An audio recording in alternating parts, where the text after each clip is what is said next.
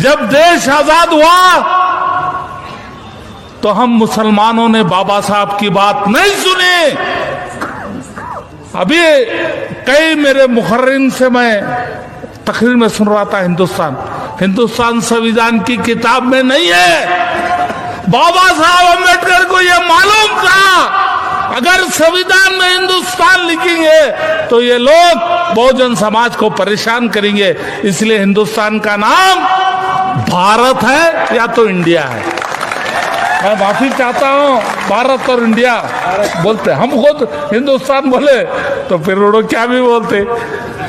तो मेरे भाइयों, क्योंकि मैं गुस्सा की माफी चाहता हूँ कि हमने बाबा साहब की बात को नहीं सुना। और एक बात भी हकीकत है, ये जो वोट का अधिकार मिला है, और नरेंद्र मोदी को अगर बाबा साहब वो अधिकार नहीं देते तो चाय बेचता था।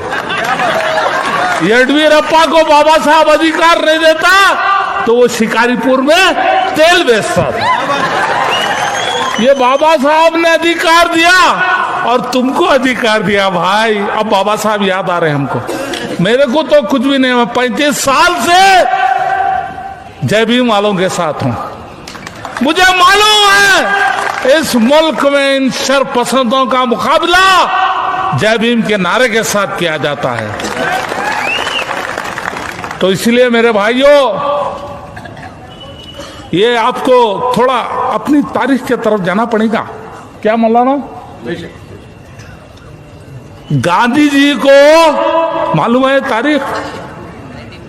जब मुल्क की आजादी का जंग चल रही थी, गांधी जी को महात्मा बोलने वाले इस देश के मुसलमान हैं।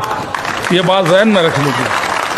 और आज ऐसा वक्त आया है जो गांधी जी को कत्ल करे हैं, नाथूराम गोडसे की औलाद, वो तुमको सर्टिफिकेट पूछ रही। तो आज अभी हमारे चौधरी साहब आपको बोल रहे थे कि डीएनए की बुनियाद पे देश विदेशी का फैसला होने दो।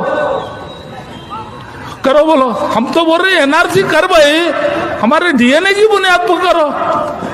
यहाँ का दलित, यहाँ का मुसलमान, यहाँ का ओबीसी, हम सब खून के भाई हैं। तो इनमें हिम्मत नहीं है।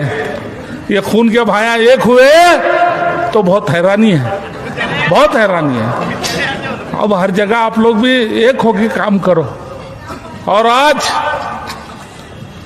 आपको ये मालूम होना चाहिए, जब बाबा साहब अम्बेडकर ने वोटों को अधिकार दिया, गांधी और नेहरू चाहते थे वोट का अधिकार उसको मिले जो इनकम टैक्स दे, जो जमीन रखे।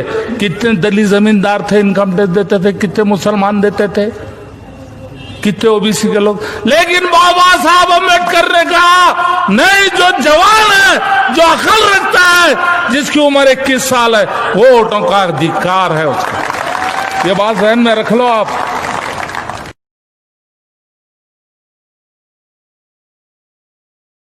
Share chat.